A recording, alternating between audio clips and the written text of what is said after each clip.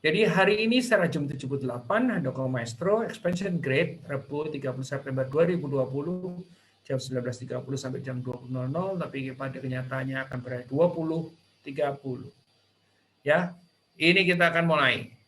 Terus sekali lagi saya Handoko Wargo dari Maestro Consulting, Coaching dan Communicating untuk Anda semua dalam secara Zoom live Senin, Rabu, Jumat live. Nah, apa sih expansion grade itu? Ya, kita akan coba lihat by definition-nya ya, by definition-nya. Expansion grade also called the unsolved metric, ya. Jadi expansion grade itu disebut juga sebagai unsolved metric, is a tool used by firm to analyze and plan their strategies for growth. Adalah sebuah alat yang dipergunakan oleh perusahaan-perusahaan untuk menganalisa dan merencanakan strategi-strategi mereka untuk pertumbuhan. Jadi alat digunakan oleh perusahaan untuk melakukan analisa dan merencanakan strategi-strategi mereka untuk pertumbuhan. Jadi bukan strategi untuk bankruptcy, tapi strategi untuk pertumbuhan. Ya, nah kenapa sih disebut the unsolved matrix, nanti kita akan bahas. Ya. Ini teori sebenarnya teori lama banget, ya. Tetapi nggak ada yang salahnya karena teori yang lama itu kan bukan berarti terus kemudian kuno dan kemudian obsolete, enggak gitu ya. Nanti kita belajarin logikanya. Expansion grade disebut juga sebagai the unsolved matrix adalah biasa digunakan perusahaan untuk menganalisis dan merencanakan strategi pertumbuhan bisnis mereka. Ini terjemahan in bahasa Inggrisnya. Ya, lanjut. Ini Pak Ansof nih. Ya, Pak Ansof. Pak Ansof masih pakai pensil ya. Kalau kita lihat kenapa, siapa dia? Ini adalah namanya H. Igor Ansof. Kalau Indonesia berpikir pasti itu Haji Igor Ansof. Ya, tapi bukan. Ya, saya juga lupa depannya siapa Pak Igor Ansof, tapi hanya bukan Haji Igor Ansof. Ya kalau di sini yang depannya H pasti Haji gitu ya. Oke, kecuali ada guru saya namanya Pak Seca Kusuma, dulu bekas presiden direkturnya Jaya Group, ya itu namanya adalah H. Seca Kusuma, ya dan bukan Haji juga, namanya Iska Seca Kusuma. Pak Ansof ini seorang Rusia Amerika, ya ahli matematika dan juga manajemen bisnis. Ya. Bagi Anda kalau belajar ilmu-ilmu strategis, manajemen strategis, nggak pasti akan mempelajari tentang Ansof. Dan kenapa saya belajar ini, karena saya dulu, biarpun tidak selesai, tapi saya adalah mahasiswa selama 5 tahun di program doktoral manajemen strategik Universitas Indonesia, Fakultas Ekonomi. Ya, jadi belajar juga tentang teori-teori Ansof yang awal, karena kita harus belajar semua. Ya, terus kemudian dikenal sebagai Bapak Manajemen Strategik. Anda tahu nggak kalau orang-orang yang mengajar mata kuliah manajemen strategik itu punya julukan khusus? Tahu? Tahu nggak? Jadi orang-orang yang mengajar manajemen strategis itu julukannya adalah pengajar magic. Pengajar apa? Magic. Ya, apakah beliau gitu? Bukan. Magic adalah manajemen strategik. Ya, jadi pengajar magic. Nah, terus Pak Ansof Metric diterbitkan dalam Harvard Business Review tahun 1957. Saya juga belum lahir 1957. Ya, masih di abad 20, sekarang udah di abad 21 ini. Ya, nggak apa-apa. Ya, ini kita coba lihat ya. Nah, nanti kita lihat dari situ, kita lihat bahwa apa sih yang kita bisa belajar. Oke. Jadi kalau dari gambarnya Pak Ansof ini kayak matrix namanya.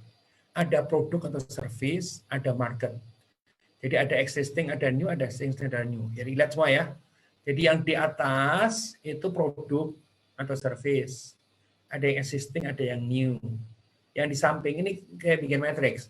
Ada marketnya ada existing, ada new. Nah, karena itu produk ada existing, ada new, market juga ada existing, ada new, maka kita bisa ketemu 4 kuadran. ya, 4 kuadran. Kuadran yang pertama kita akan coba lihat ya, di situ yang digambarkan dengan warna kuning, terus kemudian ada kuadran yang warna hijau, ada warna coklat, dan ada warna merah. Ya, pokoknya Anda bayangkan yang di Instagram terutama, karena nggak ada ini, yang namanya produk dan service, ada yang existing, ada yang new. Market ada yang existing, ada yang new. Nah, kalau produknya existing dan marketnya existing, istilahnya apa? Kalau produk, jadi kombinasinya jadi 4 kan? Ya, pertama kali adalah kalau produknya existing, ya, produknya sudah ada. Marketnya juga existing.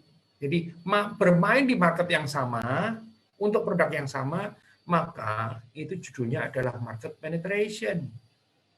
Kalau tadi hasilnya 100, dia mau jadiin 200 atau mau jadiin 150, berarti dia try to penetrate market, penetrasi pasar. Pasarnya sama, produknya sama. Jadi produk atau service-nya existing, ininya adalah existing. Ya. Yang berikutnya. Kalau produknya existing, tetapi marketnya new. Jadi kalau produknya itu sama, tapi ada mengembang ke market yang baru, maka itu disebut sebagai market development. Produknya existing, marketnya new, maka dia disebut sebagai market development. Dengan produk yang sama, dia memasarkan ke market yang berbeda. Ya, jadi market penetration tadi kalau sama-sama, kalau existing sama new nanti jadinya market development. Oke. Nah, kalau produk atau servisnya new tapi kepada marketnya existing, berarti ya produk servisnya new, market existing, marketnya sama. Kalau dulu marketnya itu ya itu lagi, tapi produknya diganti, apa kira-kira? Ya, kalau tadi ada market development, ya Anda pasti bayang ya bahwa yang ini adalah product development. Jadi kuadran pertama market penetration untuk yang produk existing dan juga market existing.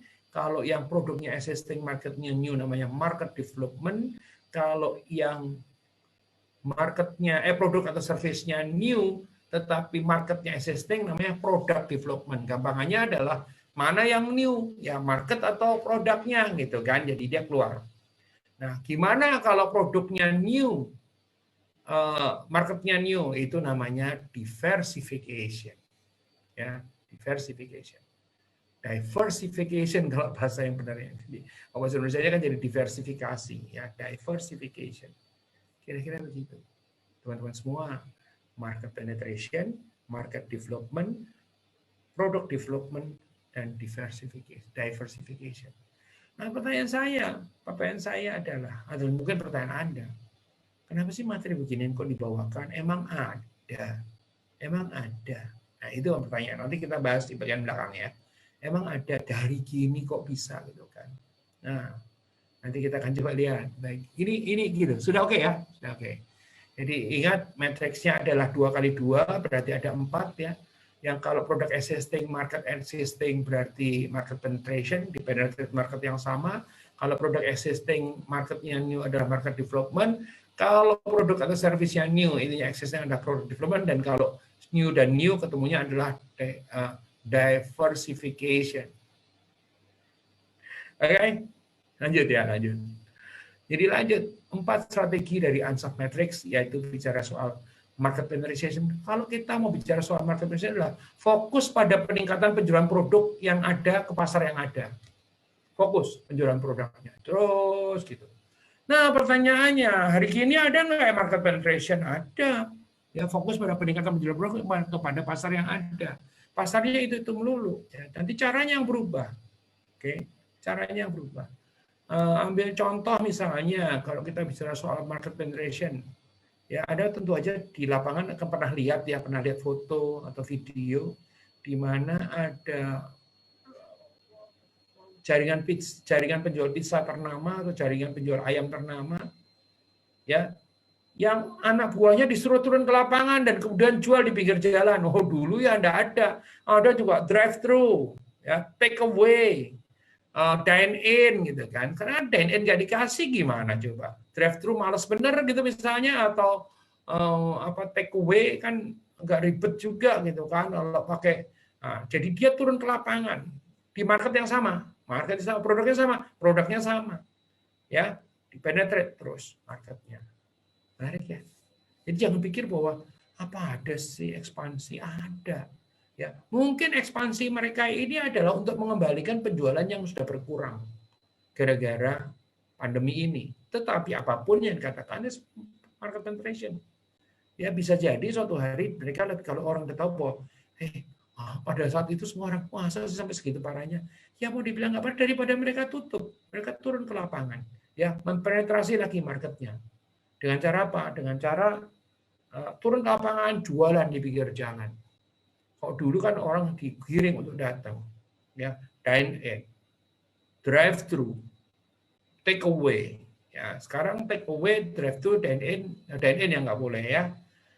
Drive thru masih bisa, tapi kan tidak semua tempat bisa drive thru. Nah ini sudah rada-rada drive thru gitu namanya. Ya, oke, itu yang lakukan market penetration. Sebentar. Oke, nah itu yang kedua, product development. Ya, seperti kita lihat, product development adalah apa? Produk yang baru, pasarnya yang lama. Jadi ada nggak restoran-restoran misalnya seperti itu? Ada. Ya, kalau Anda bicara soal restoran yang tadinya cozy, yang tadinya jual suasana, gitu kan, nggak ada yang mau makan karena nggak boleh makan. Terus kemudian apa yang terjadi? Jadi develop produknya apa yang spec down, ya produknya direndahkan. Ya kok tadinya itu jualan steak yang mesti di ini segala macam, sekarang sudah dikemas. Ya mungkin sudah dipotong-potong, tinggal makan, tinggal masukin microwave gitu kan. Jadi produknya baru. Ya kalau baru kan nggak benar-benar terus kemudian totally new kan, kemasannya baru, ukurannya baru, caranya. Contoh that's product development. Pasarnya yang ada, pasarnya sama. Ya tapi produknya baru. Apakah benar baru? Enggak. Oke. Tetapi produknya menjadi baru. Ya, spec down. Restoran banyak spec down nggak? Ini tadi kebetulan ngomong soal restorannya. Iya, banyak restoran spec down. Kalau nggak spec down, dia nggak ada yang beli. Ya, mengharapkan orang datang terus kemudian ikutin protokol COVID, di mana dulu datang tuh orang arisan 20-30 orang, duduk sebelah-sebelahan, sekarang duduknya harus sebelah-sebelahan, maksimum hanya boleh 10 segala macam. Ya ribet. Apalagi kena PSBB. Aduh, kasihan banget. Ya, ada product development. Ya, ada yang market development.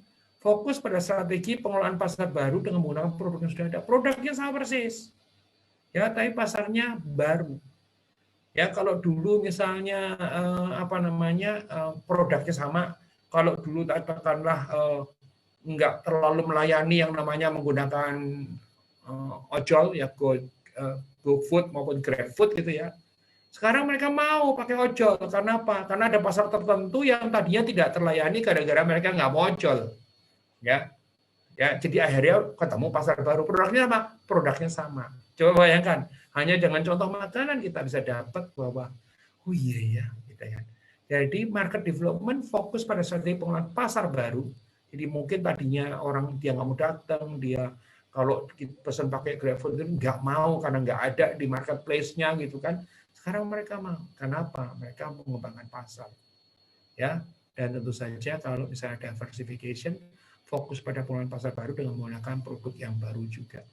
Ya kalau ini contohnya banyak, pasar baru menggunakan produk yang baru. Ya, produk yang tadinya tidak ada, yang mungkin pasarnya juga berbeda, gitu kan. Apa ya contohnya ya? Agak sedikit sulit. Produk yang baru dan kemudian ngetrend sekarang ini, contohnya salah satu adalah Korean garlic cheese. Tunggu namanya Pak. Cheese. Korean garlic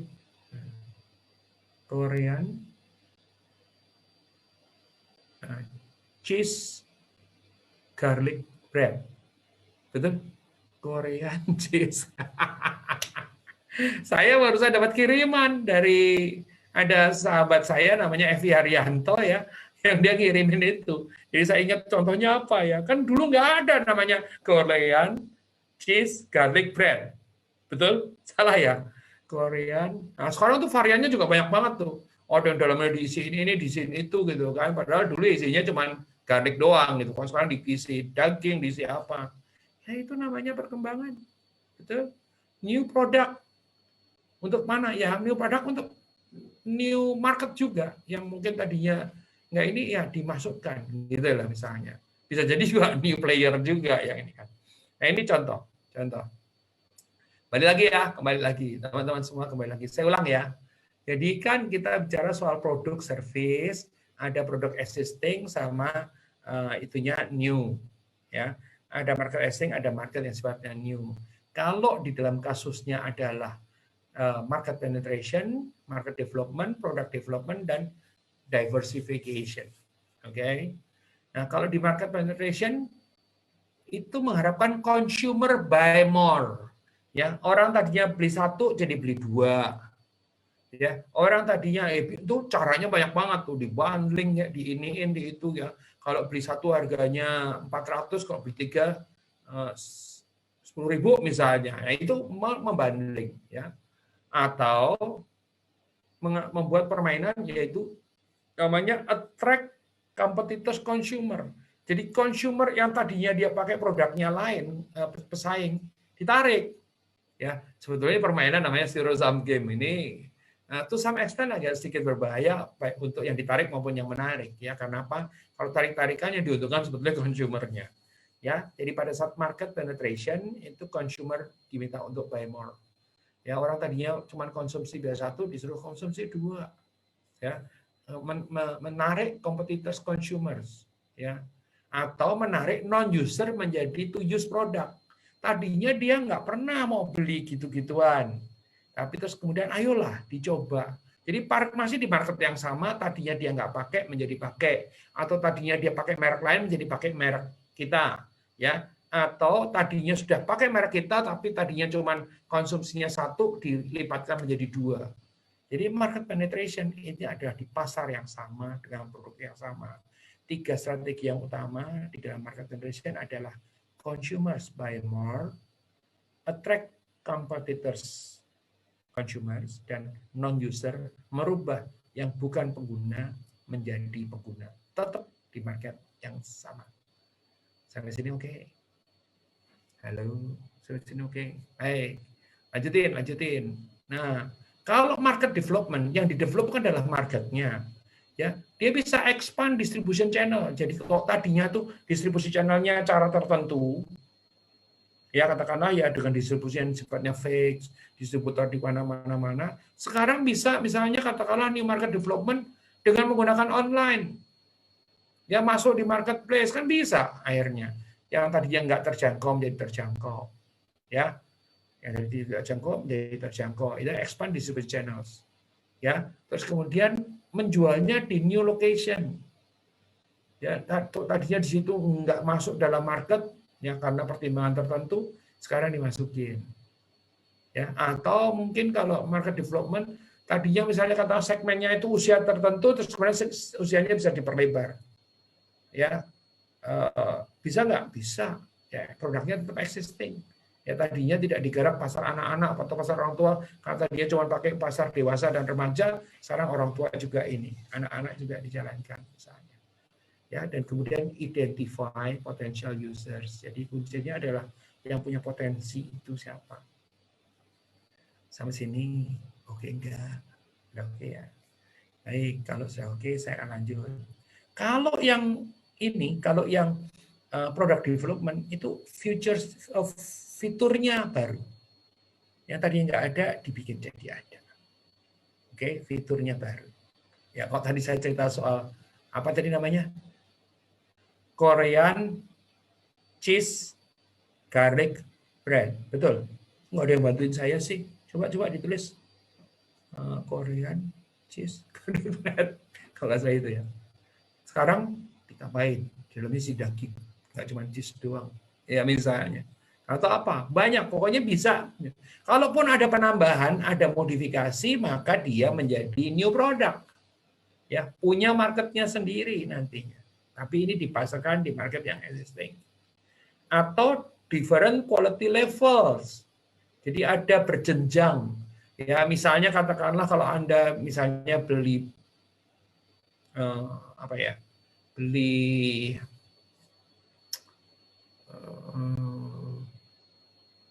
pakaian gitu ya, kan ada yang levelnya standar, blue label misalnya, ada yang gold label, ada yang platinum label. Jadi barangnya sama baju, tetapi blue label atau silver label, gold label, dan kemudian platinum label.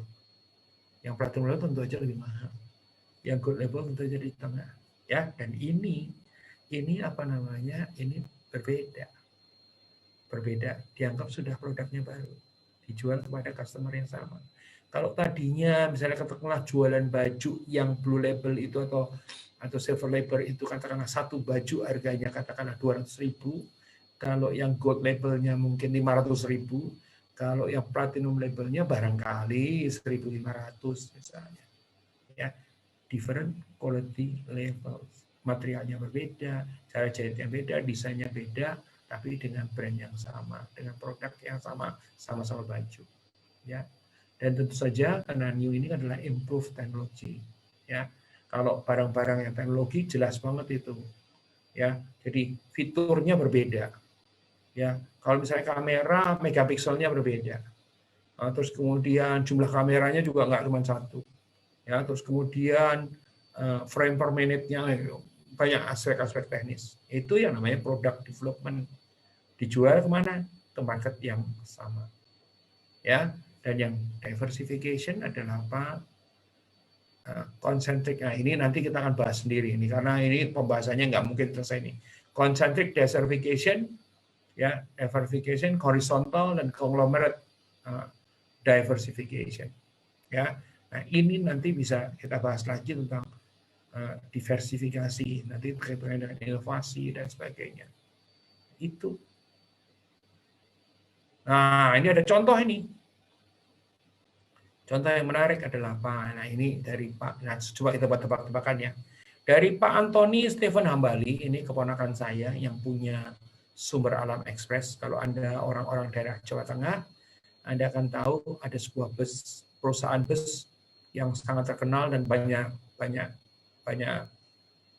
customer setianya, namanya adalah Sumber Alam Express dulu namanya, SAI.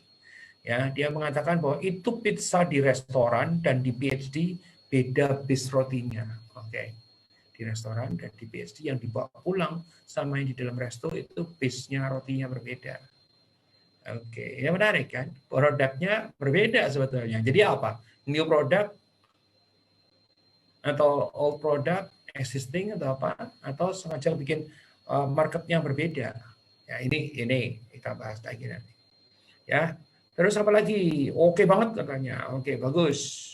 Ada Mas Brian Hilton Imbiri, ada Mas Antoni Sepenambali, ada Bapak Haryono Gunawan atau biasa saya panggil dengan Pak D. Halo Pak D, apa kabar? Ada Annabel Linda, ada Ratna Cici. Ratna Cici ini kalau Anda tinggal di Jogja,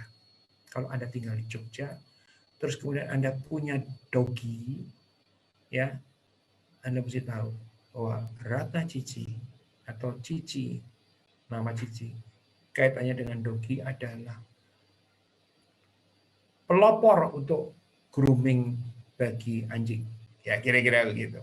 Dan dia tidak main-main loh. Pertama kali dia passionate sekali dan dia pelopor karena zaman dulu Jogja belum ada. Dia itu pelopor satu dan dia belajarnya di USA. Jadi Bu Ratna Cici ini sudah sempat sharing sama saya cerita pengalamannya dulu belajar di USA. Ya, menarik, sangat menarik ya. Jadi saya itu senang bercerita pada teman-teman, maksudnya ngobrol dengan orang-orang yang apa ya, membuka pasar baru. Ya, ini dulu bayangkan Jogja yang punya anjing pasti banyak dong ya gitu kan. Tapi nggak ada yang kepikiran untuk buka salon. Makanya dulu Ratna Cici melihat sebagai ini di marketnya new ya, produknya new gitu kan. Tetapi sebelumnya memang dia tidak mengerjakan itu gitu ya. Itu luar biasa. Ada Brian Hilton Imbiri, selamat malam Pak Maestro, selamat malam juga. Ada Mia Utari. Mia Utari ini sahabat saya, seorang foto model dan juga seorang fashion designer. Ya, ada siapa lagi yang datang ke situ? Adalah Pak Herdian Satya, ada Ibu Lela Suwandi. So, Lela, is that you? Kan jam berapa sekarang di masih di Belanda atau enggak di Indonesia atau? Ada Ibu Pince Yuhana ini dari Bandung ya, Pince. Ada Ibu Magdalena Subianto. Ya, ada siapa lagi? Ini jadi balik lagi. Ini ceritanya ya. Ceritanya. Saya ulang sedikit ya. Jadi existing maka keluarnya market penetration, existing new maka keluarnya market development, new existing keluarnya product development, new keluarnya diversification. Ya, yang soal diversification ini uraiannya panjang banget, jadi nggak mungkin selesai hari ini. Oleh karena itu saya tidak akan jelaskan hari ini. Anyway, ya itu adalah bentuk daripada kita punya produk new di market yang new. Jadi kita udah punya usaha dulu.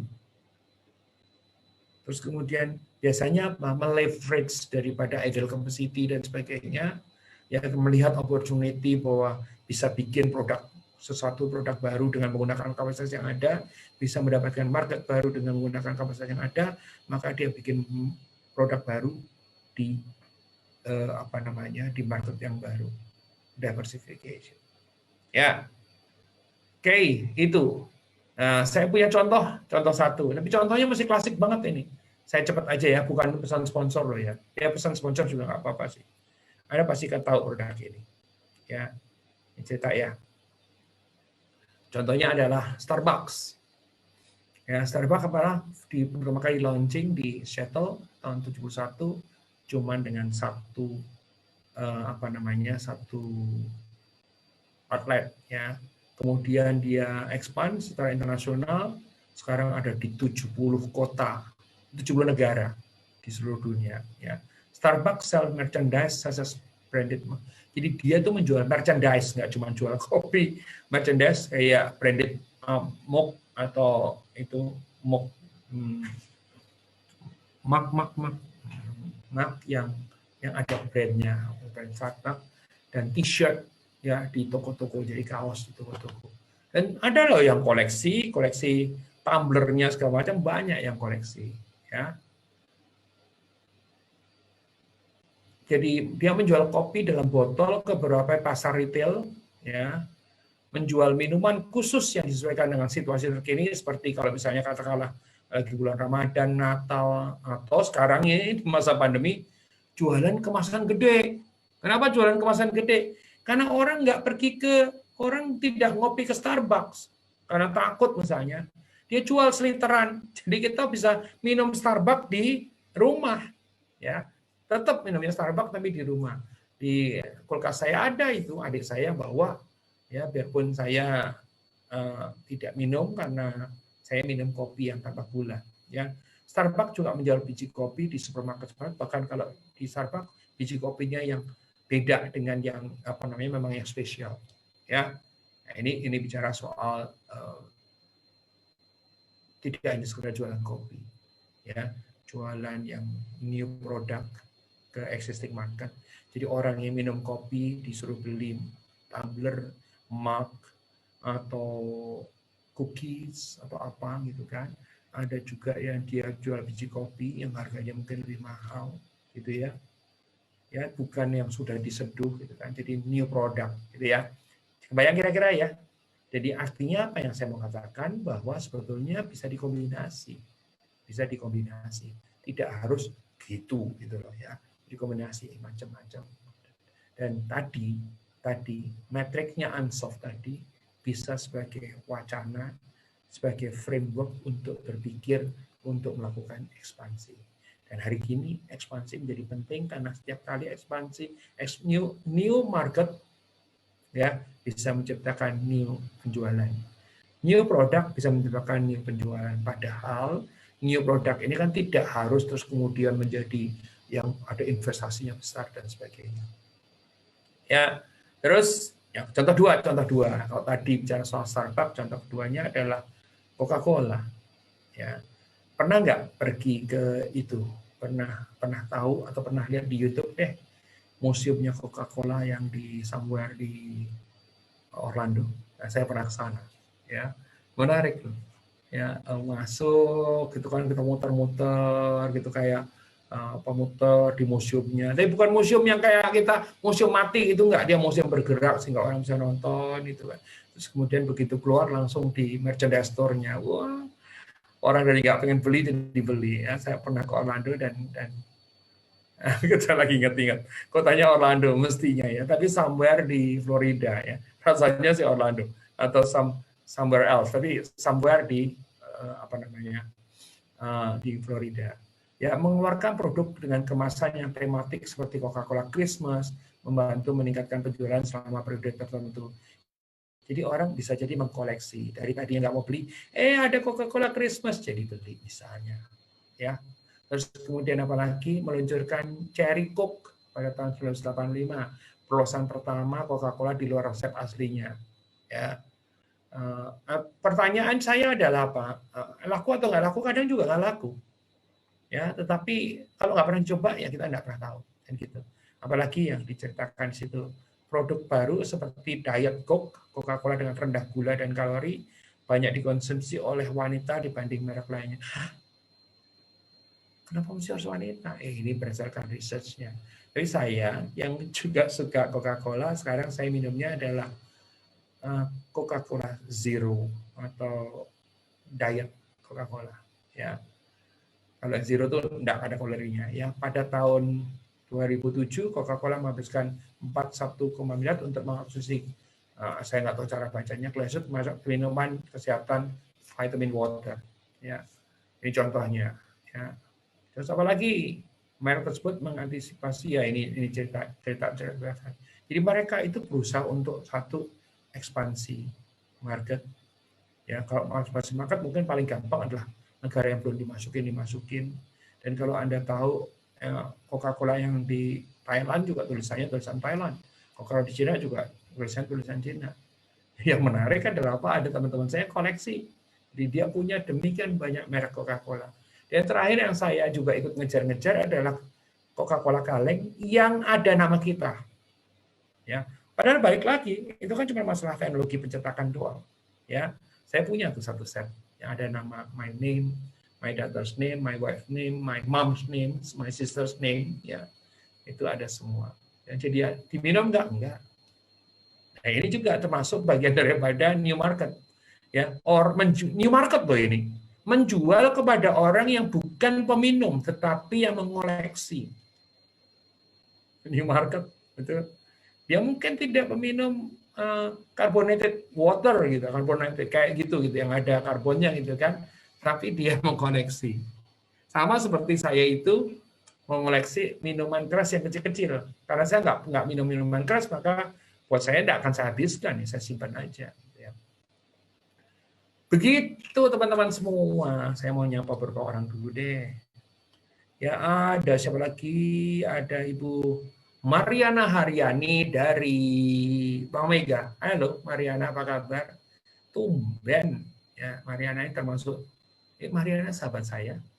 Ya, kami dulu sekolah di satu universitas. Tadi kan saya cerita ya, kami yang jurusan saya kuliah di Untar, saya kuliah di UI. Dan Mariana ini termasuk kelompok yang namanya Javanese speaking people gitu ya. Jadi kalau sama saya ngomongnya di sekolahan pakai bahasa Jawa ya. Jadi kadang-kadang suka diledekin juga karena di Jakarta ngomong pakai bahasa Jawa. Tapi ya begitulah. Ya kalau enggak ngomong pakai bahasa Jawa rasanya kurang akrab gitu ya. Begitu loh. Silakan kalau ada mau pertanyaan, mudah-mudahan hari ini materinya bermanfaat ya. Jadi jangan salah loh. Jangan salah. Ya, kalau saya bilang ekspansi tadi, soalnya sudah ada yang bilang waktu saya posting promonya, wah nanti saya mau, emang hari gini ada ekspansi? Ya kembali lagi, saya nggak mau jawab pertanyaan yang sifatnya pribadi. Karena apa? Karena sebaiknya ada di sini. Dan kemudian kita berbagi. Kalau ada pertanyaanlah di sini. Ya, ada nggak yang ekspansi? Ada. Kita bisa lihat kan, dengan ekspansi kita bisa mendapatkan penjualan baru. New product bisa, new market bisa. Old market bisa untuk dengan new product, ya.